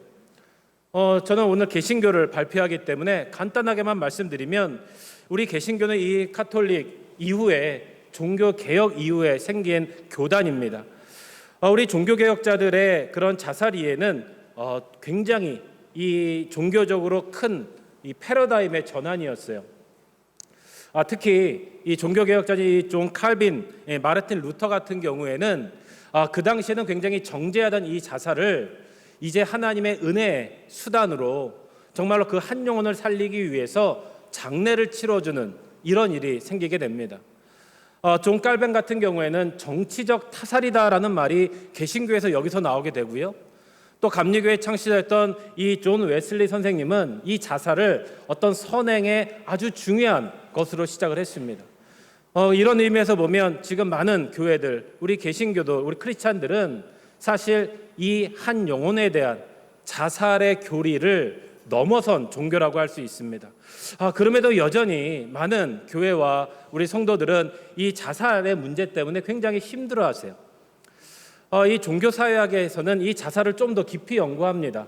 사실 종교사회학은 이 유명한 뒤르켐의 자살론이라는 책이 있는데요. 이 인류의 역사, 이 사회는 살아있는 종교라고 하는 거예요. 그래서 우리 더 이상 사회 안에 있는 많은 이 자살의 현상이 개인의 문제가 아니라 사회적인 문제라는 것입니다. 환경이라는 것이죠. 또 그것을 가장 잘 작동할 수 있는 것이 종교라고 말하고 있어요. 물론 지금의 종교를 말하는 건 아니지만 지금도 우리는 여전히 이 종교, 인간의 생각을 뛰어넘는 초월적인 생각에 대해서 고민을 하고 있다는 것이죠. 그런 차원에서 우리 개신교는 이 사회학에 대한 지금 인간의 욕망, 아노미 이론이라든지 이런 것들이 사실 종교적인 이론에서 자살에 대해서 나왔다고 할 수 있습니다. 마지막으로 우리 한국 개신교회 여전히 많은 분들이 괴로워하고 힘들어하는 것입니다. 물론 이런 것들은 다양한 교리적인 차원이 아니라 생명을 살리는 자살 예방의 측면에서 말씀드리는 겁니다. 여전히 내 가족이 자살했는데 지옥 갑니까? 구원을 어떻게 받습니까? 나 이것 때문에 너무 힘들어요. 제가 말씀드리고 싶은 건 뭐냐면 그건 우리 인간의 영역이 아닙니다. 솔직히 저는 많은 자살자 유가족분들과 함께 목회를 하고 신앙생활을 하고 있는데요. 그분들에게 이렇게 말합니다. 하나님께서 가장 필요하고 좋은 곳으로 데려가셨습니다. 사실 구원의 문제는 사람이 말할 수 없습니다. 누구에게 손가락질하면 안 됩니다. 그리고 우리 개신교는 어떠한 선행, 행위가 구원의 조건이 아닌 조건 없는 은혜의 자녀들입니다. 그런 의미에서 우리 한국교회는 이제는 많이 바뀌었죠. 장례를 또 그리고 그들과 함께 나누고 있습니다. 그래서 우리 교회를 제가 대표하는 건 아니었지만 우리 유가족들에게 이 한국교회를 또 우리가 신앙생활을 통해서 우리의 삶이 좀 더 회복되고 아픔도 치유되고 나가서는 누군가를 돌봐줄 수 있다고 생각이 됩니다. 그래서 저희는 자살에 대한 설교 지침도 나와 있고요. 우리 목회자들이 교회들이 이런 것들을 통해서 생명을 살리는 운동을 지속적으로 해왔습니다. 또 이런 것들을 언급해야 됩니다. 이런 것도 해왔고요. 간단하게 마지막으로 이런 사진들을 좀 소개할 텐데요. 정말로 10년 동안 이렇게 4대 종단과 함께하면서 많은 일들을 해왔어요. 이런 것들은 정말로 저는 획기적인 일이라고 생각합니다. 각 개인의 종교를 생각하는 게 아니라 우리의 나라와 국민을 생각하는 이 건강한 종교가 얼마나 감사한지 몰라요. 나누고 만나고 이야기하고 함께 왔습니다. 이런 교육 또 이런 모임들 이런 행사들을 통해서 앞으로 이 살사가 더욱더 풍성히 열매 맺고요. 내년에는 더 기쁜 모습으로 만나기를 바라면서 강의를 마치도록 하겠습니다. 감사드립니다. 예, 목사님 감사합니다. 첫 발표였는데 시간을 엄수해 주시느라고 땀을 좀 흘리신 것 같은데. 질문 다 끝나고 하는 게 아니라 질문 지금 드리겠습니다. 질문은 1분입니다. 예, 질문을 제가 드릴게요. 예. 재밌을 것 같아요. 저한테 질문하라고 주셨기 때문에 자, 종교가 자살 예방에 기여할 수 있는 점은 무엇입니까? 특히 심리적 지원이나 사회적 연결 측면에서 말씀 부탁드립니다. 너무 어려운데 1분 부탁드리겠습니다. 질문이 달라져서 저에게 온 질문은 지점은 무엇인가라고 해주셨는데요. 제가 간단하게 오늘 아침에 생각을 해봤어요. 종교가가 참 중요한 것 같아요. 종교가 이 자살 예방에 기여할 수 있는 지점이 뭔가, 그러니까 도움이 줄 수 있는 게 뭔가. 저는 옛날에 그냥 우리 종교는 다 사랑이 있으니까 또 종교가 해야 되니까 생각을 했는데요. 지금은 좀 실천적으로 좀 생각을 해봤습니다. 저는 지금 있는 우리 4대 종단이 한국 사회에 그래도 가장 건강한 이 교단이라고 믿고 있고요. 여기에 공통점은 사랑이지만 또 하나가 있더라고요. 그건 바로 뭐냐면 자기 비움이었던 것 같아요. 이 희생한다는 것입니다. 또 남을 위해서 조건 없이 준다는 거예요. 그래서 사실 이 자살 예방 사업 사역은 지속성이 중요한데 이 종교가 지속적으로 그 지역 사회와 그들의 삶과 영혼을 돌봐줄 수 있는 거죠. 그래서 저는 이 종교의 자기 비움이어서 저는 이런 자기 비움에 참이 어려운 게 아니라고 생각합니다. 저는 적어도 우리 종교 갖고 있는 분들이 이 건강한 생명의 가치에 대해서 우리가 가르치고 또 대화할 수 있는 곳이라고 믿고 있고요. 두 번째는 생명의 문화는 전 종교가 가장 잘 건강하게 만들 수 있다고 믿습니다. 또 하나는 서로 배려하고 또 서로 책임감 있게 돌봐주는 것. 구체적으로는 저는 좋은 말 쓰는 거라고 생각을 해요. 사실 심리적으로 분석해주고 상담해주는 것보다 우리 생활 속에서 우리 옆에 있는 같은 교회에 다니는 분, 절에 나가시는 분, 이렇게 교당에 나가시는 분이 일주일 만에 만나서 어떻게 지냈어? 잘 지냈어? 무슨 문제 없어? 전 이게 굉장한 사회적인 운동이라고 생각이 돼요. 사실 요새는 욕만 하지 않아도 건강해집니다. 저는 종교가 다른 것보다 이 사회의 지점이라고 하는 것은 이런 자기 비움과 작지만 실천하는 행동, 이거라고 말씀드리고 싶습니다. 해답이 될지 모르겠습니다. 감사합니다. 감사합니다. 우리 목사님 수고하셨습니다. 자리로 맨 처음 문열이를 해주신 우리 장진원 목사님이 너무 준비를 잘 해주셔서 다음 분들에게 그 본을 잘 보여주신 것 같습니다. 다음은 불교 대표 해안 스님을 무대로 모시도록 하겠습니다. 대한불교 조계종 불교 상담개발원 부원장으로 계시고요. 오늘 삶으로 만나는 생명 이야기라는 주제로 발표를 해주시겠습니다.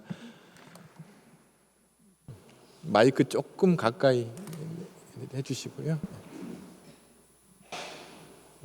인사 나누겠습니다. 안녕하십니까. 저는 상담개발원의 부원장을 맡은 혜안입니다.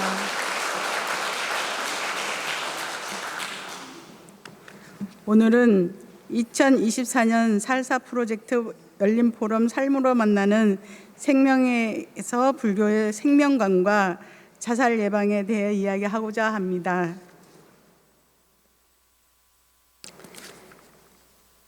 저에게 주어진 발표 시간 동안 불교에서 바라보는 생명관과 자살 예방 사업들에 대해서 이야기를 하겠습니다.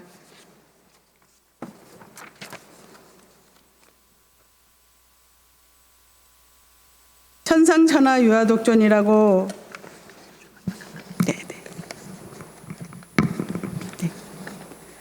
천상천하 유아독존이라고 많이들 들어보셨죠? 네. 하늘 위에 하늘 아래 오직 나만이 존귀할 뿐이다라는 뜻으로 스스로에 의해 지금 이 생에서 내가 주인임을 부처님께서 일러주시고 보여주셨습니다. 생명은 윤회의 과정에서 계속되며 모든 존재는 서로에게 의존하고 있습니다. 불교는 자비와 연민을 바탕으로 모든 생명을 존중하는 가르침을 전하고 있습니다.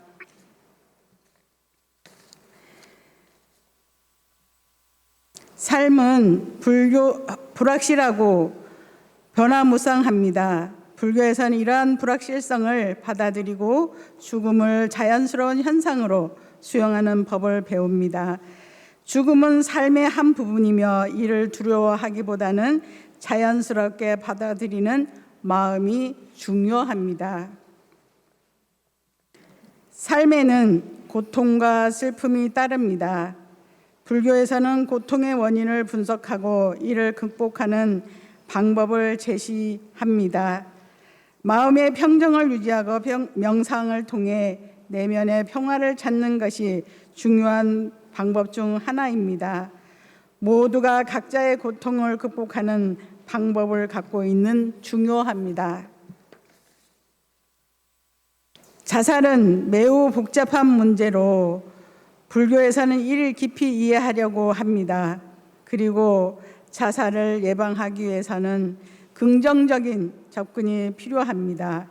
자살 예방을 위한 지원 활동을 소개하고 도움이 필요한 사람들에게 지원을 제공하는 것이 중요합니다. 불교에서는 생명의 소중함과 존귀함을 기념하고 강조하기 위해 여러 행사를 진행합니다. 그중 49제와 백중과 지장제일이 있습니다. 백중은 음력 7월 15일에 열리는 행사로 조상님과 돌아가신 분들의 명복을 빌며 그들의 영혼이 평온히 윤회할 수 있도록 기도합니다. 이 행사는 생명의 순환과 존귀함을 다시 한번 되새기는 시간이 됩니다. 지장제일은 매월 18일에 열리는 행사로 지장보살님의 자비를 기리고 고통받는 모든 중생이 해탈할 수 있도록 기원드립니다. 이 행사는 나와 주위 사람들을 위한 시간들로 자살 예방과 관련하여 고통받는 사람들에게 큰 위안을 주는 시간입니다. 자살 예방을 하기 위한 방법으로는 명상을 통해 마음을 돌아보고 고통과 괴로움을 인식하고 이를 수용하는 방법을 배워야 합니다. 또한 공동체와 연결을 통해 지지와 도움을 받는 것이 중요합니다. 불교 상담개발원에서는 생명 존중, 자살 예방 사업을 진행하고 있습니다. 크게 생명 살림, 생명 이음, 생명 지킴 교육 활동이 이어지고 있습니다. 종교 예식은 스스로 떠난 이를 위한 위로부패로 불교 제식, 현화의식 등으로 스스로 생을 마감한 영가의 극락왕생을 기원하고 남겨진 생존자의 유가족들의 삶을 위로하는 천도의식입니다. 마음 돌아보기 어루만져 주기라는 주제로 삶의 아픔을 겪고 있는 사람들의 건강한 생활을 위한 템플 스테이도 진행하고 있습니다. 뒤에 것은 사진으로 넘겨보겠습니다.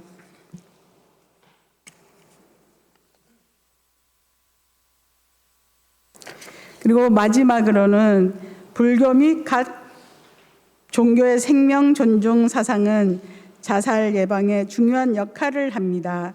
나와 내 주변을 살피고 자살은 고통을 끝내는 방법이 아님을 이해하고 도움을 받는 것이 중요합니다. 발표를 들어주셔서 감사합니다. 그리고 제가 사례를 하나를 말씀드리겠습니다. 제가 학교를 96년도에 경주 캠퍼스를 운전하고 다니는데 고속도로를 달리는데 갑자기 제가 차를 받아서 죽어버릴까 이랬어요.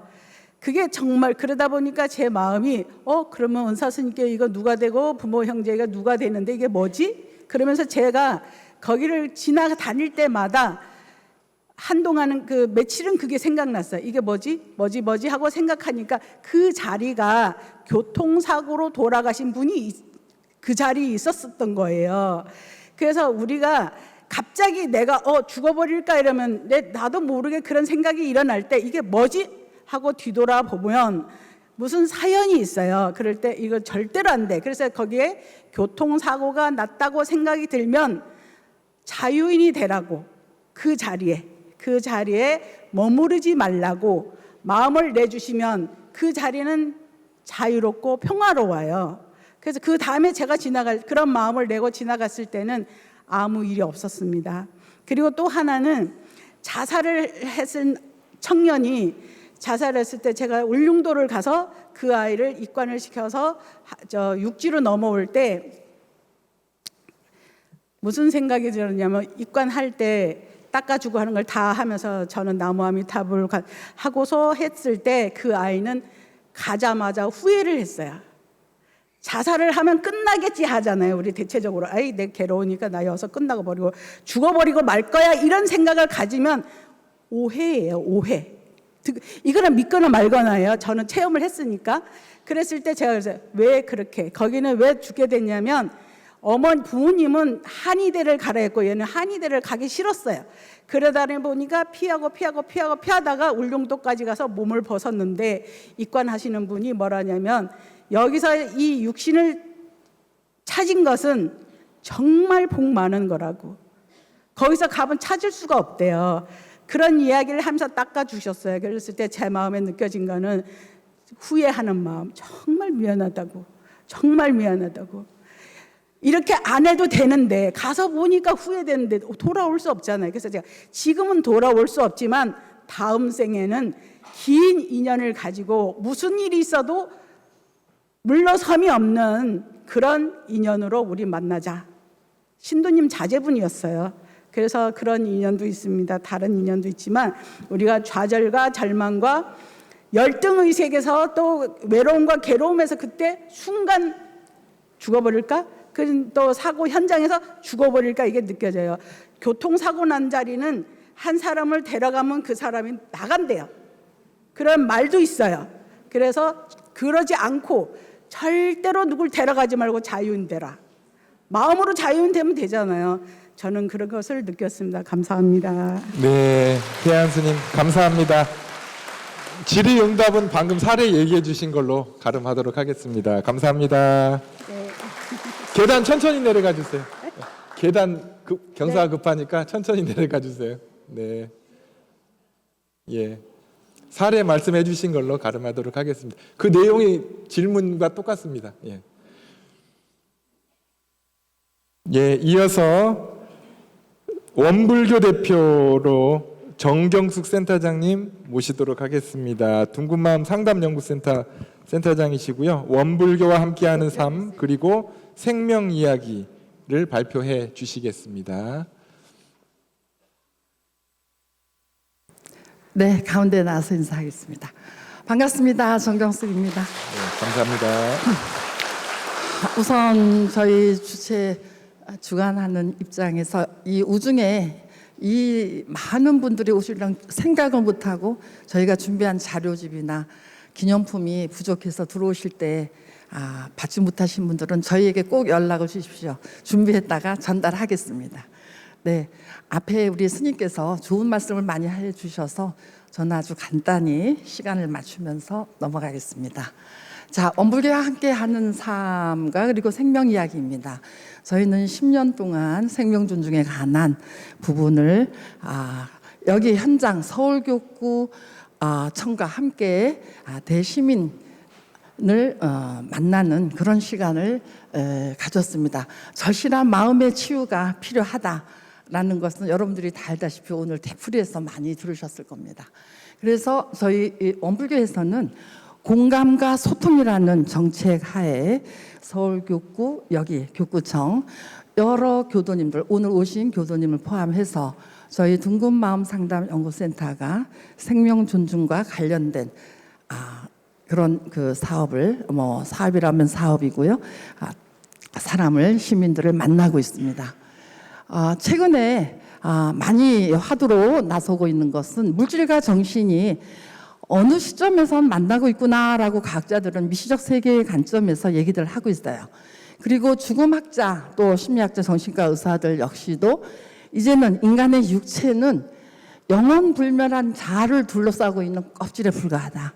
죽음은 존재하지도 않고 다른 차원의 이동이다라는 데까지 왔습니다.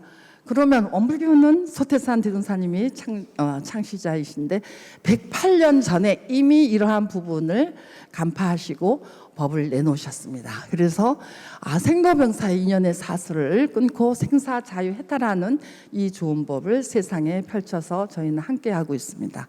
육신 나고 죽는 것은 변화일지언정 생사는 아니다. 이런 부분의 생사관을 가지고 생명 존중에 자살을 시도하려고 하는 사람들에게 저희가 용기와 또 치유적인 작업을 하고 있죠.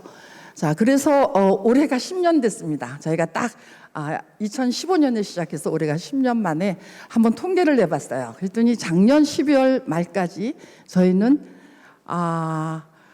9,098명을 누적 인원입니다. 만났습니다. 그것은 1년에 1,000명이 되고요. 하루에 2.8명, 2명 내지 3명을 늘 생명의 위기 상황에 있는 시민들을 만났다는 얘기가 됩니다. 이것이 자랑하는 숫자는 아닐 것 같습니다. 우리 서울시에서는 줄여가야 된다고 하지만 이만큼 사회는 지금 위기로 치닫고 있다는 것을 반증하기도 하겠습니다. 하고 있는 여러 가지 활동 중에 조금 전에 스님이 얘기하신 대로 저희가 그 생명 존중의 어떤 이런 정책 속에서 막 아이를 데리고 작년입니다만 아이를 데리고 젊은 엄마가 저희 상담실에 왔습니다. 그 분은 얘기를 듣고 보니 며칠 있다가 이혼 도장을 찍을 차례가 왔는데 도저히 이 아이와 살 희망이 없어서 마지막으로 여기를 들렸다가 죽을 각오를 하고 왔다. 이런 상황에서 저희는 만났습니다. 그래서 다행히 자기의 그 내재되어 있는 생명력 그리고 아이의 생명의 소중함을 다시 발견하고 지금은 잘 살고 또 아이가 지금 상담으로 오고 있습니다. 네, 감사하고 이 부분은 이 서울시의 이 프로젝트가 한 사람을 살리는데 아주 근간이 되는 기본적인 사례에 불과합니다만 이렇게 저희는 10년 동안 10,000명을 만나고 있습니다. 네, 그래서 지금 대한민국이 위험하다라는 정책 세미나를 저희가 국회에서 발표도 했습니다. 이 결과로 지금 여러분들이 좀 아시는 분은 아시겠지만 국가에서 지난 연말에 윤 대통령은 서울 시민 100만 명을 대상으로 심리 지원을 하겠다. 우울과 위기에 처한 시민들을 그냥 묵과할 수가 없다. 그리고 세계적으로 우리나라에 지금 한 10수년이 넘습니다. 자살국 1위 국가의 그 이름을 떨치지를 못하고 있습니다. 그래서 본격적으로 이러한 결과를 얻어내는데도 서울시와 함께하는 이 살사 프로젝트가 큰 힘을 보탰다고 생각합니다. 이 부분에 대해서는 우리 함께 다 박수 쳐야 되지 않을까요? 네, 그래서 올해는 원불교는 대둔사님이 서울에 걸음을 해서 시민들과 함께 또 교도들과 함께 얘기하신 그 물질이 계획된 이 정신을 잘 살려서 나를 잘 찾는 그러한 부분의 법회를 보기 시작했는데 이것이 100년이 되는 해이기 때문에 서울교구 이 교구청에서 강남지구에 있는 교도들을 대상으로 해서 생명존중 운동을 지금 펼치고 있습니다. 각각이 다르나 나와 너가 둘이 아니고 온 우주 만유가 우리 개인과의 절대적인 상생 상하의 관계 속에 있다라는 것을 알아차리도록 돕는 이런 운동을 펼치기 시작했습니다.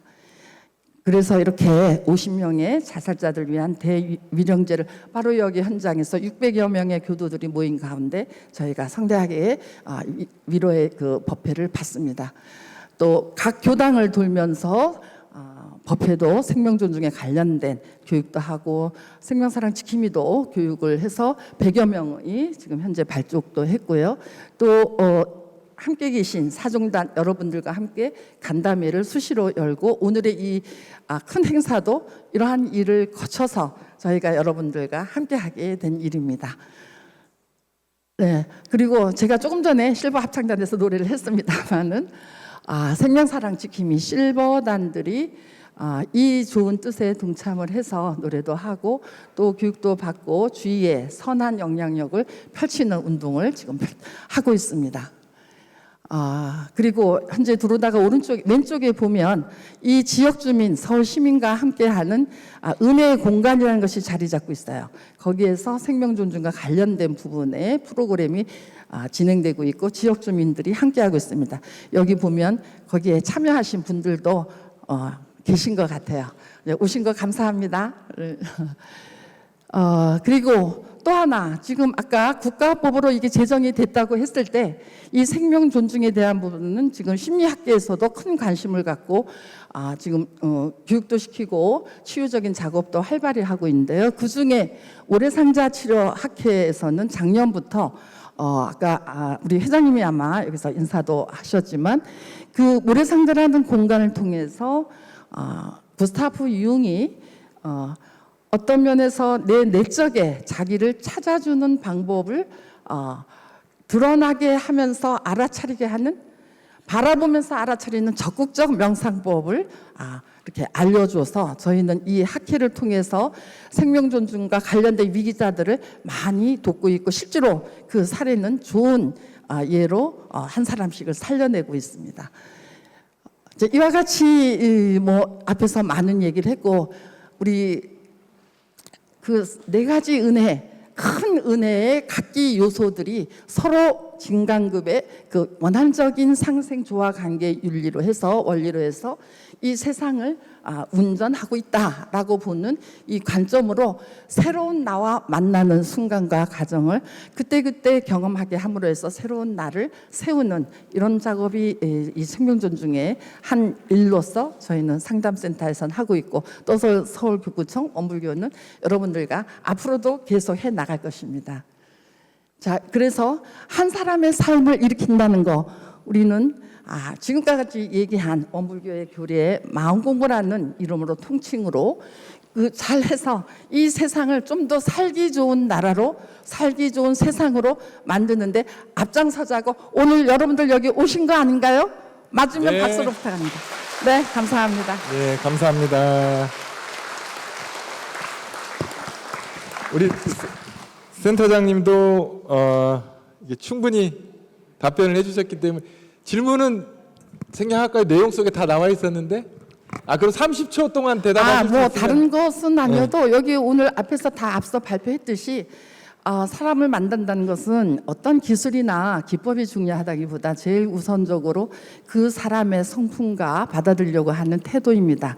이 부분은 성직자 여러분들이 가장 잘하는 가장 우월한 어떤 훈련을 받지 않아도 이미 훈련된 그러한 자세를 갖고 사람을 만나기 때문에 교단 또 4대 중단 어느 곳을 가더라도 지금과 같은 프로그램을 통해서 위기를 느끼는 분들은 많은 도움을 받으리라고 봅니다. 네, 이렇게 하면 감사합니다. 이미 질문 안 드렸는데 제 질문을 벌써 알고 계셔요. 자, 마지막 순서입니다. 천주교 대표 수녀님 무대로 올라와 주시죠. 예. 천주교 한마음 한몸 자살예방센터 유명옥 수녀님의 삶으로 만나는 생명 이야기 발표를 마지막 순서로 듣도록 하겠고요. 예, 마이크를 좀 가까이 좀 대주세요. 우리 교수님. 예. 예, 감사합니다. 네, 안녕하세요. 반갑습니다. 천주교 유명옥 수녀입니다.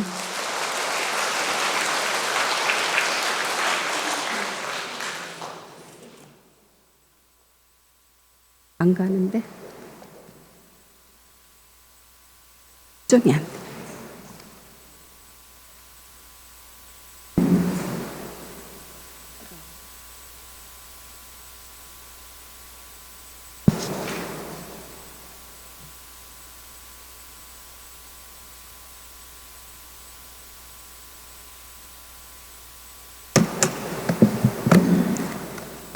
마지막에 끝나기 싫은 거 아니에요?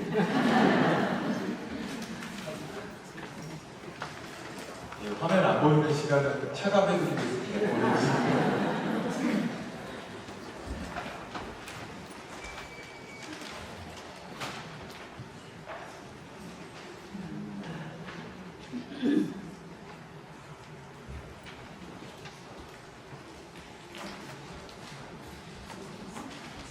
시간을 포함 안 되죠?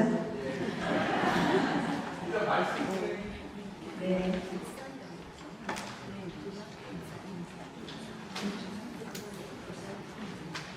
그냥 저희도 워크북 있으니까 그냥 그거 할까요? 네. 시간 자꾸 지나니까. 네, 저희들은 먼저 정말 그 삶에서 만나는 분을 소개하고자 합니다. 저희들 워크북 있으니까 그거 참조하셔가지고 주시면 될 것 같습니다. 일단 저희 자살과 힐링을 통해서 다양한 이들을 저희들 만나고 있습니다. 특별히 저희들은 명동 갑진에서 정기적으로 소외된 우리 이웃을 만나면서 생명을 나누고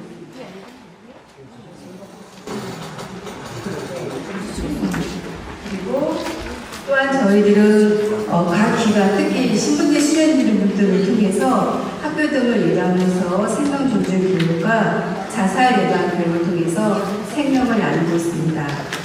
또한 이미 사랑하는 가족을 먼저 떠나버린 유가족들을 통하여 고통 중에 함께하는 또 하느님의 생명을 만나고 있습니다.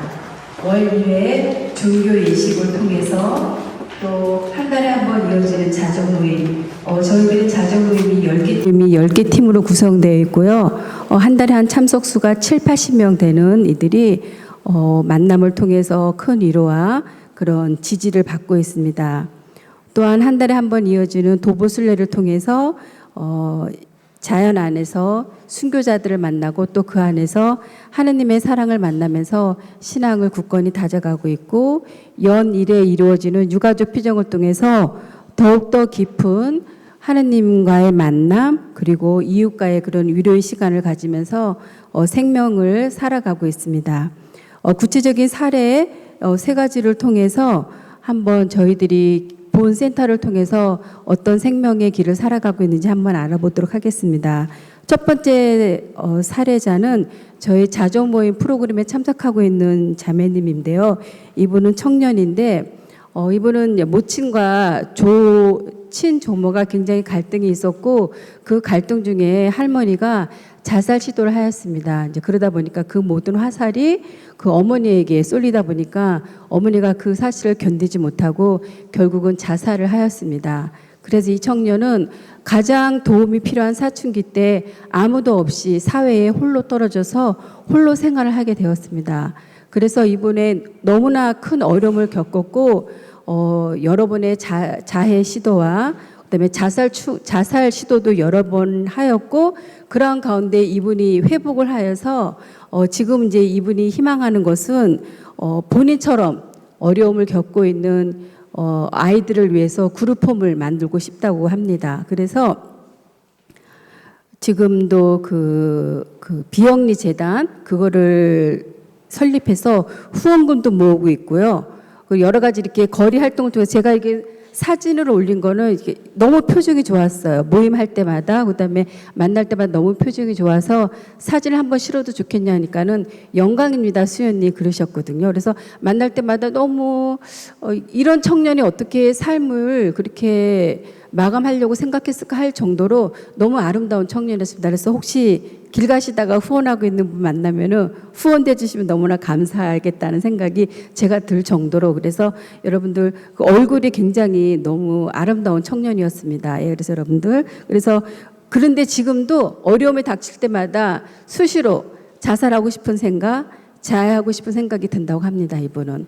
그럼에도 불구하고 그리고 빈도수가 굉장히 약해지고 있는데 그 힘은 바로 자기를 지지해주는 동료들, 그다음에 지지해주는 친구들, 응원해주는 사람들, 그다음에 이 다음에 자기가 누군가를 돕고 싶다는 그러한 힘 때문에 그런 자해나 그런 자살 충동에 벗어나고 있다는 그런 고백을 들으면서 굉장히 마음도 짠했지만 또 응원을 가는 그런 상황이었습니다.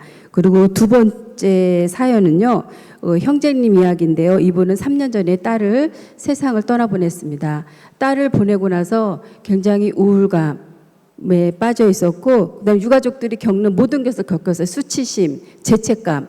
그러한 가운데서 아무런 생활을 하지 못하고 있었는데 정신을 차려보니까 본인 주변에 살아남은 아내와 또 살아있는 아들이 있었습니다. 그래서 내가 살아야만 우리 가족을 살릴 수 있겠구나, 그런 마음이 들었었고, 그래서 이분은 심리 상담을 시작하였고 종교에 입문했고 저희 가톨릭 기관에 문을 두드려서 봉사자로 임하고 있습니다. 그러면서 이분은 저희 보험 프로그램에 참석하면서 굉장히 혼자가 아니라는 그런 사실에서 굉장히 많은 위로를 받고 매달 오셔서 봉사를 통해서 이웃들을 만나고 자신이 그동안에 겪었던 그런 나눔을 통해서 힘을 받고 지지를 받고 또한 가족들과 그런 애도의 그런 과정을 겪어 나가고 있습니다. 그래서 이분은 아직도 그런 질문을 계속 한다고 합니다. 왜 우리 아이가 그렇게 떠났을까? 답은 없지만 그래도 이분은 웃지 못할 것 같았는데 이제 일상의 삶으로 나가는 그런 모습을 통해서 새로운 생명을 얻고 살아가고 있다는 그런 것을 고백을 들으면서 우리 모두 그런 생명을 살아가고 있는 이런 것들이 서로 지지해주고 적극적으로 동참해주는 것이 얼마나 큰 우리의 그런 과제인가 또 우리의 큰 응원인가 하는 것을 제가 이분들을 만나면서 느꼈습니다. 그리고 세 번째는 저희 세타 자조 모임 동반자로 임하고 있는 자매님 이야기인데요. 모두가 행복하고 노동이 존중받는 사회를 꿈꾸던 아름다운 청년 이한비 PD의 모친이십니다. 이 이한비 PD는 사회적 약자를 위로하고 세상을 변화시키는 드라마를 만들기 위해서 입사했지만 비익 정규직 스태프들의 열악한 노동 환경, 인권의 사각지대에 절망하여 카메라 뒤에 사람이 있다고 저항하며 스스로 세상을 떠났습니다. 그래서 이한비 PD가 세상을 떠난 후 온 가족이 생명이 필요로 하는 곳이면 어디든지 따라가서 생명을 살리는 일에 동참하고 있습니다. 그래서 우리 본센터의 사명은 저희 프란시스코 교황님은 교회가 경계선에 선 사람들, 상처받고 가장 절박한 이들이 모여 삶을 이어나갈 수 있는 야전병원이 되라고 하셨습니다. 그래서 저희 센터는 숨을 쉬고 있지만 숨을 쉴 수 없는 이들, 이 시기를 놓치면 또다시 삶의 기로에 서 있어야 하는 가난하고 소외된 이들에게 변방의 야전병원이 되고자 합니다. 그래서 수치심과 죄책감에 한 발자국 나아갈 수 없는 이들에게 손을 내밀어 치료해주고 그들을 다시 교회 공동체로 돌려보내는 것, 지역 공동체로 돌려보내는 것이 저희들의 사명입니다. 네, 이상으로 들어주셔서 감사합니다. 네, 수녀님 마지막이시니까 질문 드리고 답변 받도록 하겠습니다. 준비한 질문은 종교 교육에서 생명 존중에 대한 가르침은 어떻게 이루어지나요? 라는 질문입니다. 이 질문을 좀 받고 좀 굉장히 좀 어렵다는 생각을 했는데요. 뭐 각 종단마다 이게 똑같은 대답이 나오겠지만 결국은 저희가 생각하는 거는 생명과 죽음의 그런 죽음은 하느님의 몫이라는 것이 근본적인 가르침입니다. 그래서 저희들은 인간 생명의 가치와 의미에 대해서 교육과 끊임없이 자존감을 키워주고 있고요. 그래서 저희들은 본부의 센터에서 생명 존중 지도자 양성 교육이라든가 자조 모임 동반자 교육을 통해서 끊임없이 우리의 생명은 소중하다. 우리는 충분히 하느님 자녀의 사랑받고 있는 귀한 존재이다. 그런 거를 통해서 더 힘들지만 우리가 하느님의 자녀답게 힘차게 나아가자. 생명은 소중하다. 그 근본 가르침에 기울이면서 계속적인 학교와 또 찾아오는 이들을 반갑게 맞이하고 또 친교를 통해서 또 생명 존중의 그런 소중한 것을 가르치고 그런 통해서 이루어지고 있다고 생각을 들었습니다. 네. 감사합니다. 네, 감사합니다. 마지막 답변까지 잘 해주셔서 감사합니다. 예, 이제 생명의 의미와 그 고귀함을 생각해보는 시간이 어느덧 마무리되었습니다. 오늘 참석하신 모든 분들에게 의미 있는 시간이 되셨죠? 네, 제가 대답을 강요한 거 아니죠? 이상으로 오늘 삶으로 만나는 생명 이야기라는 주제를 가지고 4대 종단 대표자분들의 모든 발표와 질의응답을 마무리하겠습니다. 마치기 전에 공지를 간단히 드리도록 하겠습니다. 부스 활동 안내인데요. 아까 로비 쪽에 나가시면 이제 종단별로, 서울시와 종단별로 부스가 준비되어 있는데 좀 일찍 오셔서 둘러보지 못하신 분들은 나가시면서 한 번씩 꼭 그 부스 활동 혹은 이렇게 둘러보시기라도 해 주시면 감사하겠습니다. 그리고 중요한 거 한 가지, 차량을 가지고 오신 분들이 많이 계시는데요. 아까 시작할 때 말씀드렸던 것처럼 이 자료집을 나갈 때 차단기 그 호출 콜 버튼을 누르고 이렇게 보여주고 나가시면 되는데 오늘 많이 오셔가지고 이게 좀 모자라다고 합니다.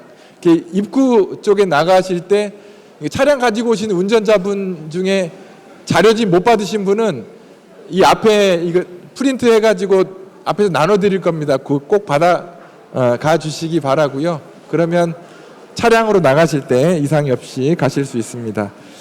자, 저 급한 일이 있으신가 본데 마무리하겠습니다. 이상으로 서울시와 4대 종단이 함께하는 살자 사랑하자 프로젝트 열린 포럼 삶으로 만나는 생명 이야기 모든 일정을 마치겠습니다. 대단히 감사합니다.